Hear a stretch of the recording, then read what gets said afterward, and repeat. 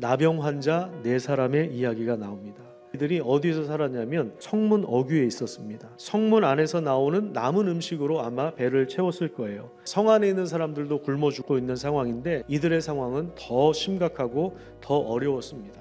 이 사람들이 어느 날 중대한 결심을 합니다. 성 안으로 들어가도 여기 있어도 굶어 죽는 것은 마찬가지다. 그러니까 차라리 아람 진영에 가서 항복하자. 이러나 저러나 지금 죽을 상황이니 조금 더 가능성이 있는 쪽은 항복이다. 그리고 나서 이제 실제로 갔는데 해가 질 무렵에 아람 진영에 도착했습니다. 그런데 참 이상해요. 아무도 없어요. 하나님께서 아람 군대로 하여금 병거 소리, 말 소리, 큰 군대의 소리를 듣게 하셨습니다. 그러니까 그들이 어떻게 합니까? 장막과 말과 나귀를 다 버리고, 근데 그것들을 다 내려놓고 자기 목숨을 위하여 도망간 거예요. 그런데 하나님께서 정말 이 타이밍을 기가 막히게 조종하셔서 나병 환자들이 도착하기 전에 물러나게 하신 것입니다. 적합한 타이밍에 하나님이 일하시는 것입니다. 하나님이 자기들이 도착하기도 전에 하나님이 이미 행하신 일을 보게 된 것입니다. 사방으로 얼마나 먹을 것이 많았는지 그 남은 음식들을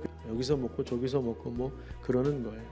그러다가 생각에 전환이 일어나기 시작했습니다. 오늘은 아름다운 소식이 있는 날이거늘 우리가 침묵하고 있도다. 만일 밝은 아침까지 기다리면 벌이 우리에게 미칠지니 이제 떠나 왕궁에 가서 알리자. 그래서 그 성으로 가서 문지기들한테 이 소식을 이야기를 한 겁니다. 나중에 이제 왕이 이 이야기를 들어요. 왕이 처음에는 믿지는 않았어요. 근데 나중에 이제 정탐꾼을 보내고 나서 봤더니 진짜거든요. 하루아침에 어떤 현상이 일어났냐면 실제로 물가가 안정되었습니다. 결국에 하나님이 주신 말씀대로 이루어진 것입니다.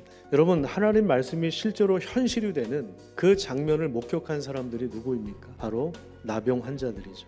하나님은 지극히 평범하고 연약한 사람들을 통해서도 하나님의 일을 이루어 나가십니다. 여러분, 전혀 불가능해 보이는 상황에서도 하나님이 일하십니다. 그래서 가장 최악의 상황이 있다 할지라도 우리는 여전히 하나님을 바라볼 수 있고 우리 여전히 하나님을 찾을 수가 있고 하나님을 신뢰할 수가 있는 것입니다.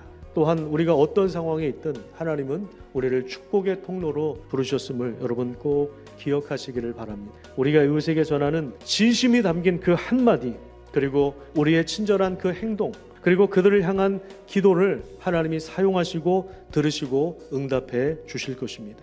우리 안에 아름다운 결심, 기도할 결심, 복음을 전해줘야 되겠다는 이 아름다운 소식을 전해줘야 되겠다는 이 결심이 서시기를 간절히 축복합니다. 그 믿음 안에서 우리가 연약하고 부족한 점이 많이 있지만 우리를 사용하셔서 우리를 통해서 하나님이 여전히 일하실 것을 우리가 믿고 의지하며 하나님 앞에 나아가시기를 간절히 축복합니다.